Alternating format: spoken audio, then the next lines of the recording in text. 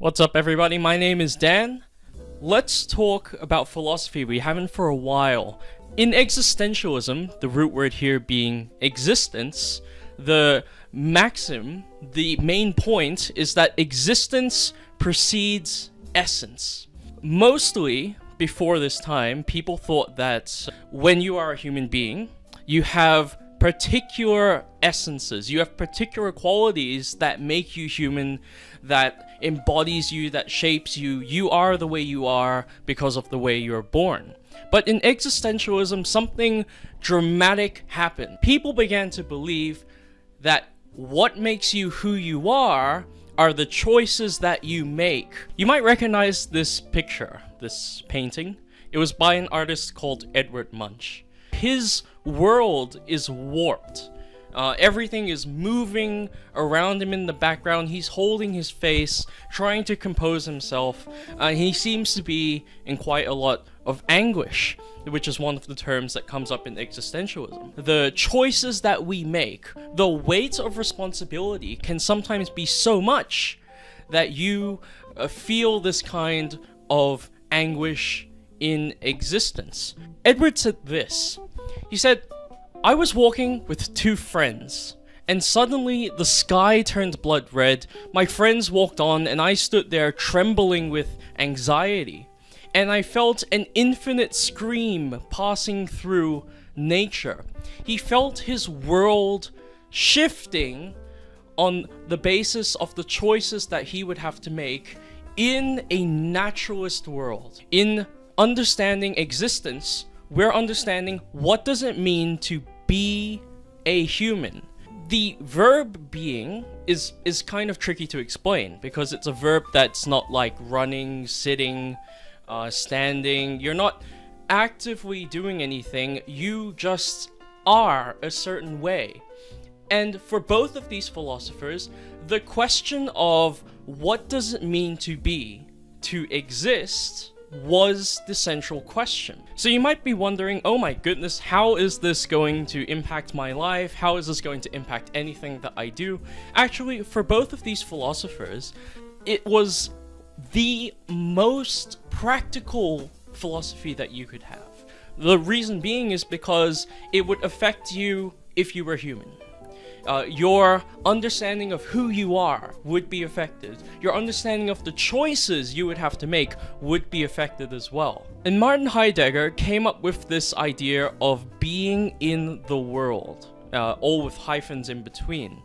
So being you and I, we're in the world, consisting of objects. The difference that he made with being in the world is he called this a unitary phenomenon. Unitary, the root word is united or together, a totality of entities. We are, in the world, a totality of entities, one entity in a series of different entities that are present at hand. We can engage with them, we can use them, and in so doing, we can affect what they are to us, and also how we perceive them or interpret them. Martin Heidegger took a hammer.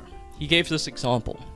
He said, you have the hammer, but the less that you stare at the hammer thing, the more that you seize hold of it, the more that you use it, the more primordial does your relationship to the hammer become. You are giving meaning to the thing, not in some abstract or theoretical way, but in your use of the hammer, you are giving meaning to it. So your world is shifting based on your practical use of the objects around you in the world. He called this ready at hand. It's our practical engagement with the world. And there was another way to understand the world in terms of the theoretical. A great example of this is mathematics, where you can take derivative interpretations, assumptions, propositions, and with those you can generate some kind of meaning of the world as well. But where the philosophy really gets interesting is when Martin Heidegger talks about the idea of death. So we're in the world, we are giving meaning to the objects around us, and those objects are giving meaning to us, and he talks about death. Death is a proposition an inevitable possibility. And for Heidegger, what he said was that in this world, death is the ultimate possibility. Death as a final outcome opens up a realm of different possibilities, a realm of different choices, which means that our essence, who we are, is up to what we do in this world. And where this kind of gets practical is when Jean-Paul Sartre comes into the field in 1950s, 1960s, and he publishes Being and Nothingness. And in that book, he talks about the idea of ultimate freedom, which is not necessarily a good thing. You would think that being free, being individual, is something that is really good, but he quotes, "He carries the weight of the world on his shoulders. He is responsible for the world." So you have to think about it like this. In a natural world, in a natural society, without God, your essence is only the product of the choices that you make. But what that also means is that everything that happens is the product of your choice.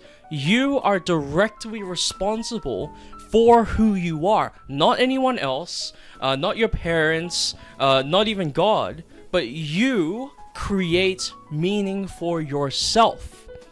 And for Sartre, this was incredibly distressing. This was a very scary concept, to have the weight of that responsibility on you. And that explains Edward Munch's painting. How he was walking with his friends, and then the sky started to turn red, and he felt the weight of his world shifting. It's like this incredible anxiety, this incredible anguish began to overwhelm him and change his perception of the world. It's a distressing thing to live in a world without God. So if you like that video, have any video suggestions, or would like me to do more philosophy videos, please let me know in the comments. Thanks for watching, see you in the next one.